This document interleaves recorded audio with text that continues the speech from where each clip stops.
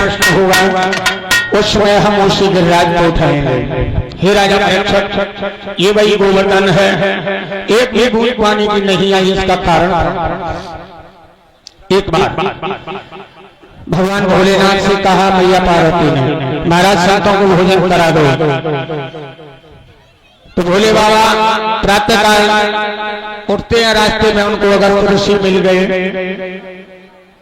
अगस्त ऋषि का निमंत्रण कर दिया, कहने लगे हम अकेले भोजन करेंगे, दूसरा साधु हमारे पास नहीं बैठेगा, ये नियम बना दिया।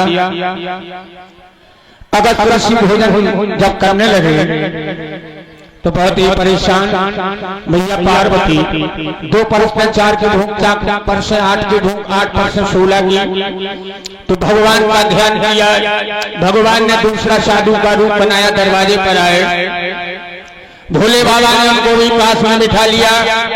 भगवान ने एक पूरी खाई, जल पीने लगे। महात्मा अगस्त कहने लगे बड़ा साधु उल्टा है, स्वयं भोजन कर लिया, हमें करने भी नहीं दे रहा। भगवान ने अपना असली रूप दिखाया, कहा महाराज मैया तुमको पानी नहीं पिला पाएगी, पानी तुमको हम द्वापर के युग में पिलाएंगे जब गोवर्धन को उठाएंगे, इंद्र जब प्रकोप करेगा जब। तो हे राजा परीक्षित, तो वही अगस्त ऋषि को बुला करके महाराज महायोगी आज कृष्ण भगवान ने उस पर्वत पर विराजमान कर दिया, जो प्रलय का सारा जल पीते रहे। इंद्र को जब ये पता चला, इंद्र जो है सिंहासन से ऐरावत हाथी पर चढ़ के आया, भगवान को नमन करना चाहा। भगवान ने कहा भी तुम घमंड में हो, पहले नीचे उतर के आओ। अब नीचे उतर के जैसे ही आए, भगवान को नमन किया। भगवान ने अभय वरदान दिया, गोवर्धन महाराज को उसी जगह स्थापित कर दिया। और उसी दिन से भगवान कन्हैया का नाम पड़ गया क्या, गिरधारी। इस प्रकार से इंद्र की पूजा को खत्म किया। और इधर भोजराज कंस को चैन नहीं पड़ रहा है, सोचने लगा कि हमने कमल के फूल बनाए, वो भी आ गए। उसने इंद्र भगवान की पूजा को बैठ करके गोवर्धन की पूजा को भी करवा दिया। तब तक देवश्री नागमुनि का नाम हुआ। देवश्री नागमुनि कहने लगे महाराज चिंता मत करो, मैं हमेशा तुमको कोई न कोई युक्ति बताता रहा और फिर बताऊंगा। बोले बताओ महाराज। ये है आप अपनी मथुरा में धनुष यज्ञ का कार्यक्रम रखो और उसमें अपने दोनों भाइयों को बुलवा लो, और जब मथुरा में आ जाएंगे तो जी चाहे तैसे मार देना। अरे चंदगी राम, थोड़ी देर की बात है ना, शांत करो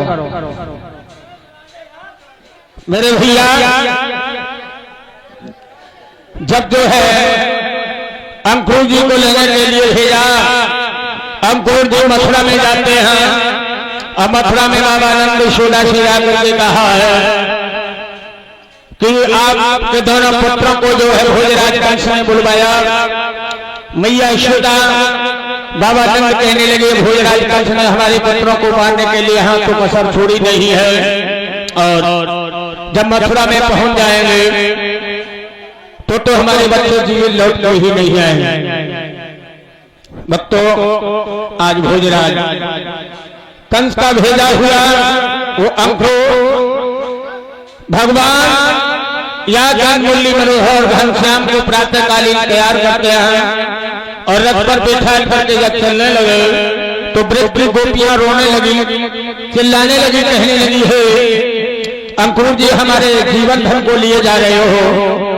तो मेरे भैया भगवान ने गोपियों को बता दिया, अरे नहीं, अरे कोई बात नहीं, आप लोग बैठे रहो, आप कोई बात नहीं, बैठे रहो। भगवान परसों का वादा करके और गोपियों से वहां से चल देते हैं। और भगवान कन्हैया जब मथुरा में जाकर के पहुंचे हैं, मथुरा के बाहर उन्होंने डेरा लगा लिए, और जब उनका डेरा वहां पर लग गए हैं तो भगवान श्याम को लेने गए। अंकुर ने जाकर के जो है भोजराज कंस को अवगत कराया कि तुम्हारे दोनों भांजे आ गए हैं। अब तो भोजराज कंस को और चिंता बड़ी हुई, भगवान कन्हैया बलराम भैया बाबा नाम से कहते कि भैया बाबा हाँ बेटा हम इस नगर को देखने के लिए जाना चाहते हैं। तो भगवान कन्हैया को शासन दिया और कहा बेटा ये अपने आदमों की जागीर नहीं है, बैठे रहो, ज्यादा नहीं 10 मिनट लगेंगे, आरती हो जाएगी,